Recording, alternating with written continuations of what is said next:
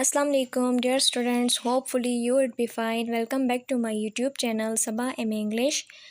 As you know that I have started lecture from paper 10 English language teaching. In the first lecture I have studied about first and second language acquisition, then difference between both of them, and 5 stages of second language acquisition. In the second lecture today we will discuss on audiolingual method. What is the audiolingual method? Audio mean सुनना, lingual which is the word which is derived from lingua, language. यानी audio का मतलब है सुनना, lingua का मतलब है बोलना. तो इसको हम इस तरह से लेंगे कि सुनने और बोलने पर तवज्जो कायम करने वाली ज़ुबान की तालीम का एक तरीका है जिसको हम ऑडियोलिंगुअल मेथड कहते हैं.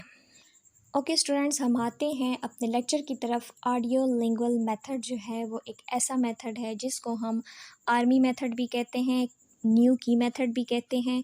अच्छा, आर्मी मेथड और न्यू की मेथड जो है इसका वर्ड क्यों रखा गया इसके ऊपर, ये इसलिए कि ये सेकेंड वर्ल्ड वार में इसको आर्मी मेथड के नाम से जाना गया. यानी ये इसको ओरिजिनेट कहाँ पे किया गया था? सेकेंड वर्ल्ड वार में. ऑडियोलिंगुअल मेथड का नाम सेकेंड वर्ल्ड वार में आर्मी मेथड रखा गया था. ये एक ऐसा मेथड है जहाँ पे फॉरेन लैंग्वेज सिखाई जाती है. फॉरेन लैंग्वेज कोई भी हो सकती है. Foreign language, target language, second language, ये सारी जो है एक ही लैंग्वेज के नाम है.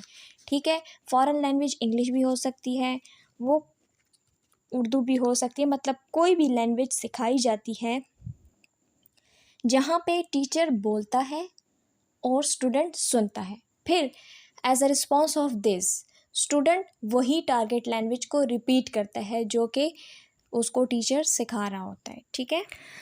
अच्छा स्टूडेंट्स, जैसे कि मैंने आपको बताया है कि इसका मेन ऑब्जेक्टिव ये है कि इसका मेन ऑब्जेक्टिव ये है कि ऑडियोलिंगुअल मेथड जो है वो लर्नर्स के लिए एक्यूरेट प्रोनाउंसिएशन लाता है. यानी कि हमारे पास इसका मेन मकसद ये आ जाता है कि इससे लर्नर्स की, स्टूडेंट्स की प्रोनाउंसिएशन में दुरुस्तगी आती है. ठीक है.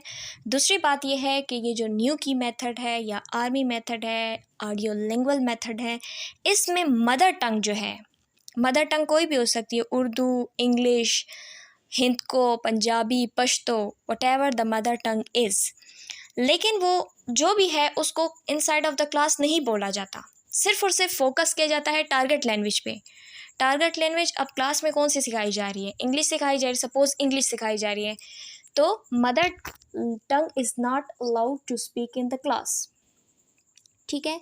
इसके बाद हम आ जाते हैं इसके एडवांटेजेस पे. एडवांटेजेस में हमारे पास आता है कि स्टूडेंट्स जो हैं, वो स्टूडेंट्स जो कि for the first time second language सीख रहे होते हैं, उनके लिए भी ये चीज़ मुश्किल नहीं होती. वो इजीली गेन कर सकते हैं. क्यों गेन कर सकते हैं? इनके लिए डिफरेंट किस्म की ड्रिल्स होती हैं. ड्रिल्स प्रैक्टिस को भी कहा जाता है. अच्छा, वो ड्रिल्स कैसे होती हैं? अगर सपोज़ क्लासरूम एक्टिविटी हो रही है तो उसमें डायलॉग मेमोराइजेशन होंगी. ठीक है. रिपीटेशन ड्रिल होगी, चैन ड्रिल होगी, ट्रांसफॉर्मेशन ड्रिल होगी, तो क्वेश्चन एंड आंसर ड्रिल होगी. ये क्या होगी? सपोज ट्रांसफॉर्मेशन ड्रिल ले लेते हैं. इस ड्रिल में क्या होता है, इस प्रैक्टिस में क्या होता है कि स्टूडेंट और टीचर के दरमियान में एक चैन रिलेशन बन जाता है. ठीक है. अगर स्टूडेंट या अगर टीचर जो है अफर्मेटिव सेंटेंस बना रहा है तो वो स्टूडेंट को कहेगा कि अब आप इसके नेगेटिव सेंटेंस बनाएं. नेगेटिव के बाद इस ग्रामर पे इंटरोगेटिव सेंटेंस बनाएं. ठीक है. तो ये ट्रांसफॉर्मेशन ड्रिल आ गई. इसी तरह क्वेश्चन एंड आंसर ड्रिल क्या है? उसमें बार बार क्वेश्चन टीचर करेगी, आंसर स्टूडेंट देगा, तो इस तरह प्रैक्टिस होती रहेगी.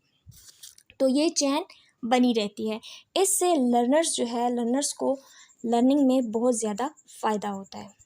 इसके बाद हमारे पास ये भी है कि इस मेथड में क्या होता है, वोकैबुलरी इंक्रीज़ होना शुरू हो जाती है और लर्नर जो है वो क्विकली कम्युनिकेट कर सकते हैं एक दूसरे के साथ. ठीक है. इस तरीके से वो सेकंड लैंग्वेज बहुत इजीली सीखते हैं.